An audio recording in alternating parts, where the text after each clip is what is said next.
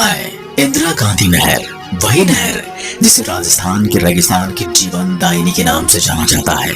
मैंने बंजर रेगिस्तान में हरियाली लाने का काम किया है। जहां एक समय तपती धूप में जाना कोई पसंद तक नहीं करता था, वहां चेहरों पर मुस्कान और खेतों में खुशहाली लाने का काम मैंने ही किया। जैसा कि मेरे नाम के साथ भूतपूर्व प्रधानमंत्री इंदिरा गांधी का नाम जुड़ा है, तो आप लोगों को लग रहा होगा कि मेरा निर्माण इंदिरा गांधी ने करवाया होगा, लेकिन असल में ऐसा नहीं है। मेरा पुराना नाम गंग नहर था, जिसे बाद में बदलकर इंदिरा गांधी नहर कर दिया गया। मेरे निर्माण के पीछे और मेरा नाम बदलने के पीछे एक बहुत लंबी दास्तान है, जिसे आज मैं आपके सामने बताने जा रही हूँ, जिसके लिए आप मेरे साथ अंत तक बने रहे। आपके सामने मैं कुछ ऐसी बातें उजागर करूंगी जो शायद आपने नहीं सुनी होंगी। मैं आपको इस कहानी के शुरू में लिए चलती हूँ। थार का मरुस्थल ये दुनिया का 17वां सबसे गर्म मरुस्थल है। जब भारत और पाकिस्तान का बंटवारा हुआ तो ये मरुस्थल भी बट गया। पाकिस्तान में सिंध और पंजाब को मिला इस मरुस्थल का एक छोटा सा हिस्सा, लेकिन भारत को इसका एक बहुत बड़ा हिस्सा मिला, और उसमें भी 90% मिला राजस्थान को। एक समय था जब यहाँ पानी खोजना भूसे में सुई खोजने के बराबर था, और गर्मी इतनी भयानक होती थी कि यहाँ से कोई भूल कर भी गुजरना नहीं चाहता था। यहाँ गर्म हवाओं के थपेड़े होठों पर पपड़ियां ला देती थी। यहाँ के लोगों ने गर्मी की हर मार और सितम को सहते हुए सैकड़ों साल बिताए थे, लेकिन 56 अकाल ने तो तबाही मचाई। उसके बाद लोगों को पानी का इंतजार था। साल 1899 में पड़े सदी के सबसे भयानक अकाल, जिसे 56 अकाल कहा जाता है, ने रियासत के राजाओं को पानी की समस्या पर सोचने को मजबूर कर दिया था। इस पर विचार कर रहे थे बीकानेर के महाराजा गंगा सिंह। उन्होंने कई लोगों से मशवरा किया और फिर नहर बनवाने की ठानी। जिस साल अकाल पड़ा था, उसी साल यानी 1899 में हिसार के टोना में कंवर सेन का जन्म हुआ। कंवर सेन गुप्ता वो नाम है जिसे राजस्थान के कम लोग ही जानते हैं, लेकिन अगर कंवर सेन न होते तो न ही इंदिरा गांधी नहर होती, और शायद आप और हम भी पानी तलाशने की मशक्कत कर रहे होते। जीतने की हमारे पुरखों ने की थी। वो कहते हैं ना, प्रकृति अपने साथ आसानी से खिलवाड़ नहीं करने देती, तो फिर मरुस्थल कैसे करने देता। 50 डिग्री सिफर का पारा, आंधी और तूफान, न मशीन और न टेक्निक और न ही इंजीनियर्स। इंजीनियर तो इस तरफ देखना तक नहीं चाहते थे, लेकिन उन कठिन हालातों में भी कंवर सेन ने महाराजा गंगा सिंह की राजधानी में नहर लाने का अपना सपना साकार किया। मेरे निर्माण में लाखों चुनौतियां आई, हजारों कठिनाई आई, और बहुत से लोगों ने अपनी जान तक गंवाई। मेरे निर्माण में किसने किया खून पसीना एक, और कैसे मरुस्थल के सीने को चीर कर एक 600 किलोमीटर लंबी नहर का निर्माण हुआ। आइए जानते हैं। राजस्थान के सबसे चर्चित रियासतों में से एक थी बीकानेर रियासत, जहां बीकानेर के राजा गंगा सिंह ने साल 1888 में गद्दी संभाली थी। वे खुले विचारों वाले और दूरदर्शी थे। साल 1899 में पड़े 56 अकाल से जनता की हाय उन्होंने खुद सुनी थी, इसलिए चाहते थे कि पंजाब का सतलुज नदी का पानी लाकर नहर के जरिए जैसलमेर तक लाया जा सके, ताकि इस पूरे इलाके की पानी की समस्या खत्म हो सके। इसके लिए उन्होंने गंग नहर बनवाई। गंग नहर ने बीकानेर की सूखी पड़ी जमीन पर पानी तो लाया, लेकिन लोग नहीं थे, तो लोगों को बसाने के लिए उन्होंने घरों का निर्माण करवाया और जमीनें दी, जिसे आज आप गंगा नगर के नाम से जानते हैं। और लोग बहुत सारे पंजाब से भी बुलाए गए थे। गंग नहर ने मानो बीकानेर की दशा बदल दी थी। क्रांतिकारी प्रयास के कारण उन्हें आधुनिक भारत का भगीरथ भी कहा गया है। लेकिन पानी की कमी सिर्फ बीकानेर में नहीं थी, बल्कि चूरू, नागौर, जैसलमेर समेत राजस्थान की कई जगहों में थी। महाराजा गंगा सिंह ने इस नहर को जैसलमेर तक ले जाने की कोशिश की, लेकिन पैसे की कमी के कारण उनका यह सपना पूरा न हो सका। लेकिन राजस्थान के भाग्य में तब तक शायद नहर का निर्माण लिखा जा चुका था। इसलिए महाराजा गंगा सिंह के दरबार में नए चीफ इंजीनियर बने कंवर सेन गुप्ता। कंवर सेन ने उस जमाने में थॉमसन से इंजीनियरिंग की थी, जिसे आज IIT रुड़की भी कहा जाता है। वो जवान थे, डायनामिक थे, इनके खुले विचारों पे थे। उनके विचार महाराजा गंगा सिंह से काफी मेल खाते थे। गंगा सिंह के कहने पर कंवर सेन ने पंजाब से लेकर राजस्थान तक एक ड्राफ्ट तैयार किया, जो इंदिरा गांधी नहर के लिए तैयार किया गया पहला ड्राफ्ट था। लेकिन साल 1943 में कैंसर के कारण महाराजा गंगा सिंह का निधन हो गया, जिसके बाद गद्दी मिले उनके बेटे सादुल सिंह को। लेकिन साल 1947 में देश के आजाद होने के साथ ही राजशाही भी खत्म हो गई और देश में पहली बार सरकार बनी। अब न राजा रहे न रजवाड़े, लेकिन कंवर सिंह ने महाराजा के सपने को धूमिल नहीं होने दिया। उन्होंने आजादी के ठीक 1 साल बाद 1948 में नहर के लिए तैयार किए गए ड्राफ्ट सरकार को भेज दिया, पर इसका नतीजा कुछ नहीं निकला, क्योंकि सरकार को कई साल लगे ये समझने को कि अब राजस्थान को एक नहर चाहिए। और आखिरकार सरकार ने 31 मार्च 1958 को नहर के निर्माण का श्री गणेश किया, उस वक्त के गृह मंत्री गोविंद वल्लभ पंत द्वारा। उस समय लोगों को यह काम असंभव लग रहा था, क्योंकि जितनी रेगिस्तान की छाती चीरकर एक लंबी नहर निकालना अपने आप में चमत्कार जैसा था। लेकिन कंवर सिंह तो पूरा ड्राफ्ट तैयार कर चुके थे। जब थाना उन्होंने था तो पूरी नहर बनवाने की जिम्मेदारी भी उन्हीं को दी गई। इस नहर परियोजना का नाम दिया गया राजस्थान नहर परियोजना, और ये तय किया गया कि पानी पंजाब देगा। पंजाब भी एक अच्छा पड़ोसी होने के नाते पानी देने को तैयार हो गया। पंजाब के फिरोजपुर में हरी के नाम की एक जगह पर सतलुज और व्यास नदी का संगम होता है, और यहीं पर हरी की बैराज बनाया गया।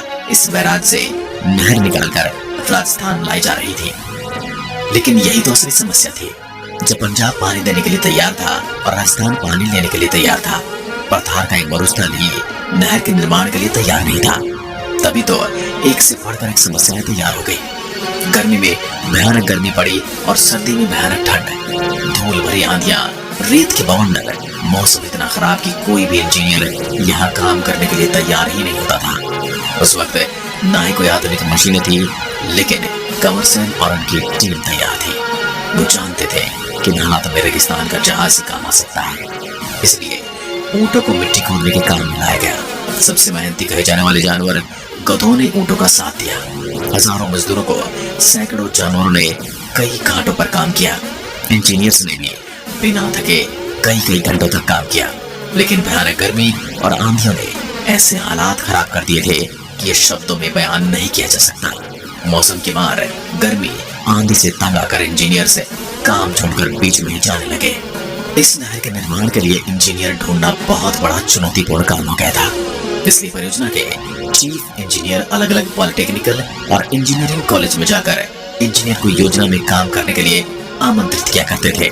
कंवर सिंह और उनकी टीम ने यह तय किया था कि इस काम को जल्दी से जल्दी पूरा करना होगा। इसलिए युद्ध स्तर पर ऊंटों और गधों को काम में लगाया गया। मजदूरों की संख्या भी बढ़ा दी गई और काम की रफ्तार भी दोगुना कर दी गई। कहा जाता है ऊंटों और गधों से मिलकर इतनी मिट्टी की खुदाई की और ढुलाई की गई कि उसमें पूरी धरती के चारों तरफ 20 फीट चौड़ी सड़क बनाई जा सकती थी। ये जानवर नहीं होते तो नहर न बन पाते, बिल्कुल भी संभव नहीं था। लेकिन कठिन मौसम में ढुलाई करते करते कितने ही ऊंटों और गधों ने दम तोड़ दिया। कई मजदूरों और इंजीनियरों ने अपनी जान गंवा दी, लेकिन काम को रोका नहीं गया। आखिरकार 4 साल की अथक मेहनत के बाद राजस्थान नहर में पानी आया। ये नहर के निर्माण का प्रथम चरण हुआ था, जिसमें पंजाब के हरिके से हनुमानगढ़ की मस्जिद तक बनाया गया और इसे नाम दिया गया राजस्थान फीडर। यहाँ ये बात समझने को कि इंदिरा गांधी नहर 649 किलोमीटर की है, तो सोचिए ये नहर कितनी लंबी होगी। अब एक ही बार में इतनी बड़ी नहर बनाया जाना संभव नहीं था, इसलिए पहले राजस्थान फीडर बनाकर पानी लाया गया और फिर आगे जैसलमेर तक पहुंचाने के लिए मुख्य नहर बनाई गई। इसलिए इस नहर परियोजना में 2 नहरें शामिल हैं। पहली राजस्थान फीडर जो कि 204 किलोमीटर लंबी है और दूसरी 445 किलोमीटर लंबी मुख्य नहर। नहर की राजस्थान में एंट्री हो सके इसके लिए 204 किलोमीटर लंबी नहर बनाई गई, जिसका 170 किलोमीटर का हिस्सा तो पंजाब और हरियाणा में ही था। इसका 34 किलोमीटर का हिस्सा ही राजस्थान में आया था। लेकिन राजस्थान के लोगों को निराशा न हो, इसलिए पहले चरण में ही मुख्य नहर को भी 189 किलोमीटर लंबा हिस्सा तैयार कर दिया गया था। 11 अक्टूबर 1961 को सर्वपल्ली राधाकृष्णन ने राजस्थान नहर का उद्घाटन किया और इस नहर में पहली बार पानी आया। नहर के पानी में मरुभूमि की सूखी जमीन को ही नहीं बल्कि इंसानों के चेहरे पर भी हरियाली ला दी। अब लोगों को पीने और सिंचाई का पानी मिलने लगा। नहर के आते ही आसपास के इलाकों की रंगत बदलने लगे। सालों काम करने वाले इंजीनियर और मजदूरों के चेहरे पर संतोष था, तो वहीं जनता के चेहरे पर पानी आने की खुशी। अपनी टीम के साथ मिलकर कंवर सेन ने असंभव लगने वाले काम को संभव कर दिखाया था। वैसे तो इस नहर के निर्माण में कई घोटालों के भी आरोप लगे थे, लेकिन पानी आने की खुशी और नहर के फायदे के सामने उन्हें भुला दिया गया। लेकिन इंदिरा गांधी के प्रोजेक्ट को बनाकर हजारों मजदूरों, ऊंटों और गधों को, साथ ही कंवर सेन की टीम ने राजस्थान के भाग्य को बदल कर रख दिया। कंवर सेन को मरुस्थल का भगीरथ कहा गया और उन्हें पद्म भूषण से नवाजा गया। अब यहाँ सवाल ये भी आता है, इस पूरी नहर में कहीं पर भी इंदिरा गांधी का जिक्र तक नहीं आया। इस पूरी नहर को बनाने में मेहनत तो कंवर सेन, उनकी टीम और ऊंटों और गधों ने की और बहुत सारे स्थानीय लोगों ने की। इस नहर का नाम इंदिरा गांधी नहर क्यों रखा गया? अभी तक तो यह नहर हनुमानगढ़ तक ही आई थी, तो यह जैसलमेर तक कैसे पहुंचाई? आइए जानते हैं अब आगे की कहानी। जैसलमेर तक नहर पहुंचाने के लिए हनुमानगढ़ के मसीतावली हेड से लेकर जैसलमेर के मोहनगढ़ तक नहर का दूसरा हिस्सा बनाना शुरू कर दिया गया। यह हिस्सा कुल 445 किलोमीटर लंबा था और यह हिस्सा बनाते समय इंजीनियर को यह भी समझ में आ गया था कि राजस्थान का मरुस्थल सीधा सपाट नहीं है, बल्कि एक ढलान की तरह है। अब इंजीनियर के सामने सबसे बड़ी चुनौती थी कि ऊंचे तक पानी कैसे पहुंचाया जाए। तो इसके लिए इंजीनियर ने लिफ्ट नहर के जरिए पानी पहुंचाया। आज इस नहर के बगैर राजस्थान के रेगिस्तानी जिलों की कल्पना भी नहीं की जा सकती। इस नहर ने ऐसे क्षेत्र में पानी पहुंचा दिया जहां पहले साल में महज 10 इंच बारिश ही मुश्किल से होती थी। अब रेगिस्तान में एक तरफ हरियाली लहरा रही थी। जो रेगिस्तान कभी रेत के बवंडर उगला करता था, आज वो हरे भरी हरियाली भरे पौधे उगल रहा था। नहर के आगमन के पश्चात रेगिस्तानी क्षेत्र पूरी तरह से बदल गया। नहरी क्षेत्र की आबादी तेजी से बढ़ी, कई गांव व कस्बे विकसित हो गए, नई मंडियां खुल गई, कृषि आधारित उद्योग स्थापित हो गए। महज पशुपालन पर आश्रित रेगिस्तानी क्षेत्र के लोगों के समक्ष रोजगार के द्वार खुल गए। इस क्षेत्र का परिदृश्य पूरी तरह से बदला हुआ नजर आ रहा है। राजस्थान के लिए जीवन रेखा बन चुकी मैं वास्तव में अपने आकार व लंबाई के कारण एक नदी के समान हूँ। मैं पंजाब के फिरोजपुर के निकट सतलुज व व्यास नदी के संगम पर बने हरि के बैराज से शुरू होती हूँ। देश की सबसे लंबी ये नहर 649 किलोमीटर लंबी है, जिसमें से पंजाब से राजस्थान तक 204 किलोमीटर फीडर नहर, वहीं 445 किलोमीटर मुख्य नहर है। राजस्थान की सीमा पर इस नहर की गहराई 21 फीट व तल की चौड़ाई 134 फीट है। वह सतह 218 फीट चौड़ी है। हनुमानगढ़ के मस्तावली से लेकर जैसलमेर के मोहनगढ़ तक फैली मुख्य नहर से 9 शाखाएं निकलती हैं। सिंचाई के लिए इसकी वितरिकाएं 9245 किलोमीटर लंबी हैं। राजस्थान के 10 रेगिस्तानी जिलों के लोगों की हालत इस नहर के पानी से तर होते हैं। इसके अलावा कई बिजली परियोजनाओं के लिए भी पानी यही नहर उपलब्ध कराती है। नहरी क्षेत्र में 37 लाख टन कृषि उत्पाद होने के आसार हैं। साथ ही कभी पानी को तरसने वाला राजस्थान पूरी तरह से बदल चुका है। हरियाली से आच्छादित रेगिस्तानी क्षेत्र में अब पूरा परिदृश्य बदल चुका है। तत्कालीन प्रधानमंत्री इंदिरा गांधी के निधन के पश्चात 2 नवंबर 1984 को अन्य सरकार ने इसका नाम राजस्थान नहर से बदलकर इंदिरा गांधी नहर कर दिया। हाल ही में राजीव गांधी खेल पुरस्कार को मेजर ध्यानचंद पुरस्कार का नाम दिया गया। तब भी नहर का नाम पुनः गंग नहर करने की बात उठी, जिस पर आपका क्या कहना है? क्या वापस इसका नाम गंग नहर कर देना चाहिए? अपने विचार कमेंट बॉक्स में लिखकर जरूर दें। साथ ही अभी तक चैनल को सब्सक्राइब नहीं किया है तो चैनल को सब्सक्राइब करें और बेल आइकन को जरूर दबा दें। धन्यवाद। जय हिंद, जय भारत।